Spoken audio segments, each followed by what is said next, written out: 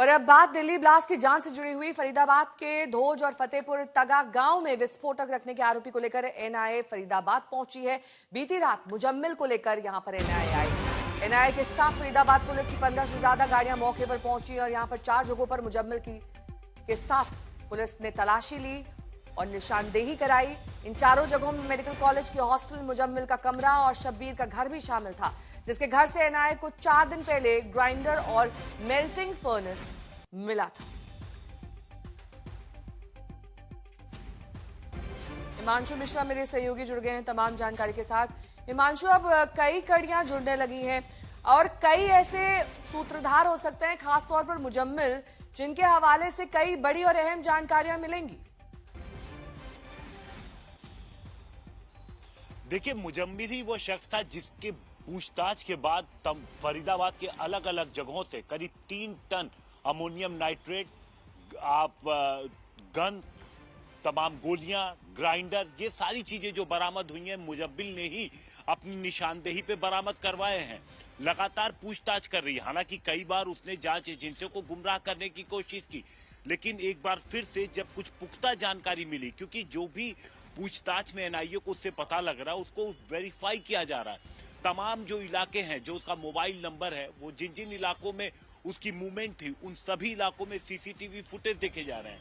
और उसके बाद जब जानकारी मिली तो 4 जगहों को सबसे पहले आइडेंटिफाई किया गया और फिर एनआईए की टीम ने फरीदाबाद पुलिस को इन्फॉर्म किया और उन चारों जगहों पर पुलिस की टीम पहुंची। एनआईए की टीम मुजम्मिल को लेकर के गई। मुजम्मिल वो शख्स है जो उमर से लगातार संपर्क में था। तो जो कड़ियां हैं, जो कई ऐसे चेहरे हैं जो अभी भी सामने नहीं आए हैं, कई ऐसे चेहरे हैं जिन्होंने लोकल लेवल पे सपोर्ट प्रोवाइड कराया था। खास तौर से ये जो तमाम सामान मुजम्मिल, उमर, इन सब ने जो जुटाया था पिछले कुछ समय में, उसमें इनकी मदद किसने की थी। तो कुछ अभी और चेहरे हैं जिनकी तलाश भी एनआईए को है। इसलिए आप देखिए, पिछले हमने देखा कि 10 दिनों में धौज इलाके से लेकर के फतेहपुर तगा होते हुए नूह का पूरा इलाका जो है, कई बार उन जगहों पर रेड की गई, सर्चिंग की गई, तलाशी ली गई, ताकि जो लोग फरार है, जिनकी तलाश की जा रही है, जिन लोगों ने मुजम्मिल, उमर, आदिल की मदद की, उन सबको पकड़ा जा सके। अब जब इन्वेस्टिगेशन आगे बढ़ रही तो हमने देखा कि किस तरीके से अब लोकल पुलिस भी नेहा एक्टिव है। उसने दुकानों के आसपास, जो अल फलाह यूनिवर्सिटी के आसपास की दुकानें हैं, चाहे धौस बाजार हो, उन सभी जगहों पर भी वेरिफिकेशन ड्राइव किया जा रहा है। ठीक है, बहुत बहुत शुक्रिया इस तमाम जानकारी के लिए आपका। तो दिल्ली हमले की जांच आगे बढ़ी तो आतंकवाद के डॉक्टर मॉड्यूल को लेकर बड़े बड़े खुलासे होने लगे। इसी में पता चला कि फरीदाबाद के अल फलाह यूनिवर्सिटी के डॉक्टर्स का गैंग टेरर फंडिंग में जुटा था। अल फलाह से पकड़ा गया मुजम्मिल फरीदाबाद में टेरर फंडिंग के पैसे से मदरसा बना रहा था और उस मदरसे का निर्माण भी इतना संदिग्ध हालात में हो रहा था कि समतल खेत के बीच अंडरग्राउंड जगह बनाकर उसमें मदरसा चलाया जा रहा था और जमीन से 4-5 फीट ऊंचाई तक ही ये दिख रहा था।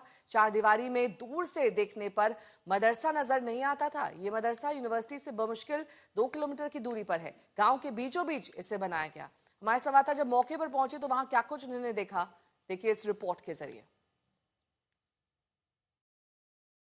दिल्ली बम धमाकों की जांच करते हुए जांच एजेंसियां अल फलाह यूनिवर्सिटी पहुंची और अल फलाह यूनिवर्सिटी के आसपास ऐसी बहुत सारी और चीजें हैं जो जांच की दायरे में है। मसलन ये एक मदरसा, डॉक्टर मुजम्मिल, अभी तक जो जांच एजेंसियां कह रही हैं कि डॉक्टर मुजम्मिल जो एक प्रमुख आरोपी आतंकी जिसकी गिरफ्तारी हुई, उसके फंडिंग से एक मदरसा बनाया जा रहा था। रेडियल डिस्टेंस में देखें तो लगभग 2 से 2.5 किलोमीटर का इलाका है और जहां हम यहाँ पहुंचे हैं, जांच एजेंसियां यहाँ पर पहुंची थी, उनको लगा कि यहाँ कुछ एक्स्ट्रा ऑर्डिनरी है। अब एक्स्ट्रा ऑर्डिनरी क्या आपको दिखाते हैं। ये दीवार है, बेस जो नींव दीवार बनी हुई है, इसकी जो चौड़ाई है वो लगभग 23 सेंटीमीटर की है। 23 सेंटीमीटर के नीचे आगे मुझे एक चबूतरे का हिस्सा दिखाई देता है।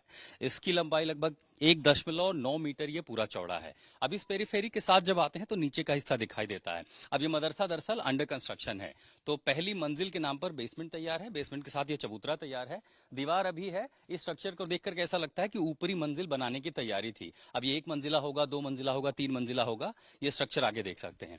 ये जो चबूतरा है लगभग 1.9 मीटर चौड़ा है, दीवार है और ऊपर आगे छत यानी हिस्सा भी जो निर्माण है, ये इमारत निर्माणाधीन थी। मदरसे के नीचे अभी कुछ ज्यादा दिखाई नहीं दे रही है, जमीन पर मिट्टी है, ना तो यहाँ फर्श तैयार किया गया है।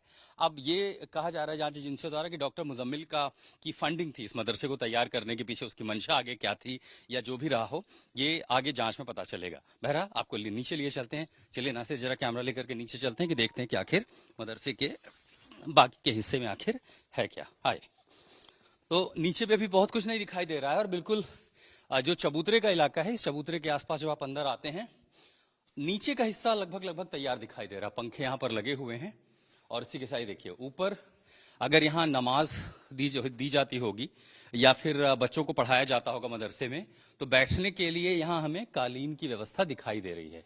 ये चटाइयां हैं जो यहाँ पर रखी हुई हैं और जांच एजेंसियां यहां पर पहुंची थी देखने के लिए कि इस मदरसे के निर्माण के पीछे उसका मकसद क्या हो सकता है और क्या यहां कुछ विसंगतियां हैं या कुछ यहां पर एक्स्ट्रा ऑर्डिनरी है, एक ऐसा निर्माण कार्य है जो कि सामान्य जो स्ट्रक्चर होते हैं उससे अलग है। एक इमारत के तौर पर आप देखें कि नीचे का हिस्सा तो पूरी तरह तैयार है, ऊपर यानी जमीन से, हम इस समय अगर मैं कहूं कि जमीन से लगभग 7 से 8 फुट मैं नीचे हूं, ये जमीन से लगभग 7 से 8 फुट का नीचे है। जो छत आपको दिख रही है ये जमीन से सिर्फ और सिर्फ 2 फीट ऊपर है। इसके ऊपर चूंकि स्ट्रक्चर दिखाई दे रहा है कि निर्माण कार्य भविष्य में किया जा सकता था, अब तक जो हिस्सा पूरा है वो जमीन से 2 फीट ऊपर है, लेकिन जमीन से 7 से 8 फीट नीचे है। चबूतरों पर यहाँ चटाइयां रखी हुई हैं, संभवतः अगर मदरसा चला होगा तो यहाँ पर बच्चे बैठे होंगे। उस तरह के हालांकि फुटप्रिंट दिखाई नहीं दे रहे, लेकिन कुछ कागज हैं, कुछ जले हुए जो कागज के टुकड़े हैं वो यहाँ पर दिखाई दे रहे हैं। और ये यहाँ पर कुछ शायद किसी तरह का प्रोडक्ट मंगाए गए होंगे, कुछ चीजें यहाँ पर जली हुई जरूर पड़ी हैं। और मदरसों के नाम पर अगर बच्चे यहाँ पर पढ़ते होंगे, कुछ पढ़ाई लिखाई होती होंगी, तो ये उसी से जुड़ी हुई चीजें यहाँ पर होनी चाहिए। हालांकि सब कुछ फिलहाल साफ सुथरा लग रहा है और जांच एजेंसियां जब यहाँ तक पहुंची थी, क्योंकि मुजम्मिल के बारे में जब जांच शुरू हुई, उसकी भूमिका कहाँ थी, उसकी टेरर फंडिंग का सोर्स क्या था, अपनी उस फंडिंग के बाद वो और किन किन गतिविधियों में लिप्त था, तो जांच एजेंसियां अब इस मदरसे तक पहुंची हैं। जमीन से नीचे बना हुआ है, ज्यादातर हिस्सा तैयार है, ऊपर के हिस्से भी निर्माण कार्य हुए नहीं हैं और यही जांच एजेंसियां देख रही हैं कि इस निर्माण के पीछे मुजम्मिल क्या टेरर फंडिंग का इस्तेमाल कर रहा था। अल फलाह यूनिवर्सिटी के पास फरीदाबाद में नासिर के साथ में आशुतोष मिश्रा, आज तक।